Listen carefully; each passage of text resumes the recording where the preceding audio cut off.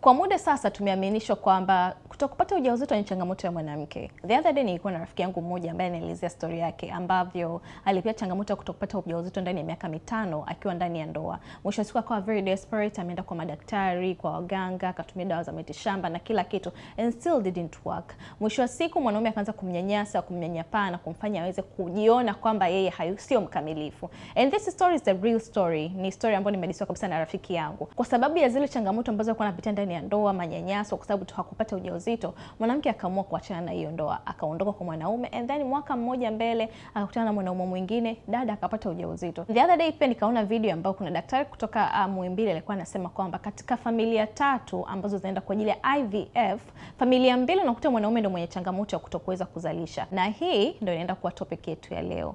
Low sperm quality au quantity. Nini inaweza kuwa chanzo cha mwanaume kupitia hii situation? Kuna changamoto tofauti tofauti ambazo mwanaume anaweza kupitia au sababu ambazo zinaweza kusababisha yeye awe na low sperm quality au quantity.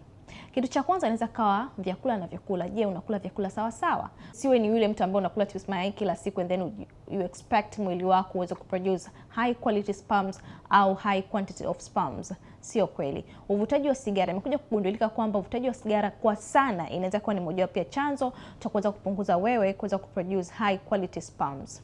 Cha tatu ni unywaji wa pombe kupitiliza. Hii pia ni mojawapo ya sababu kubwa sana ambayo inaweza kusababisha wewe kupitia changamoto kama hii.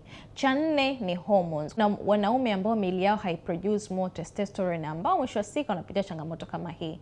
Cha 5, wanaume kutokufanya mazoezi. Lifestyle yako ya kila siku wewe ni kutoka nyumbani, kazini, shida sehemu moja, you do not move your body, you do not do anything. Mwisho wa siku unaweza kupitia changamoto kama hii. Cha 6, medication. Kuna madawa ambayo mtu anaweza kuwa anatumia ambayo yanaweza kusababisha kupitia changamoto kama hii. Cha 7, magonjwa, mfano kansa na mengineyo inaweza kuwa ni mojawapo ya chanzo pia cha kuweza kupitia changamoto kama hii. Hivyo basi kabla ya kuanza kumnyoshia kidole huyo mwanamke au kumsingizia huyo wifi, mashemeji piga masingi au wanawake na kuambia kwa nini hauzai, na mwisho wa siku kumfanya mwanamke ajisikie vibaya, hakikisheni kwamba mnaongea na hao watu wawili, kwa sababu at the end of the day hiki kitu ni kwa ajili ya watu wawili wote wawili wakiwa sawasawa kiafya na Mungu akiwa ameshusha baraka zake juu yao, lazima watapata ujauzito. So kwa wale ambao wanapitia changamoto kama hii, please msifanye kama ni changamoto ya mwanamke peke yake. Hii changamoto pia inaweza kuwa ni kwa mwanaume bila yeye kufahamu, na nendeni kwa wahudumu wa afya ili muweze kupitia vipimo tofauti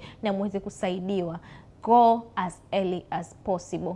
Sasa dunia imebadilika, acheni kunyoshea wanawake vidole kwamba wao ndio chanzo cha kutokupata watoto katika ndoa zao. Thank you so much for watching this video. I hope you got something and share this to other people so as to endelee educate and to bring more awareness about these issues.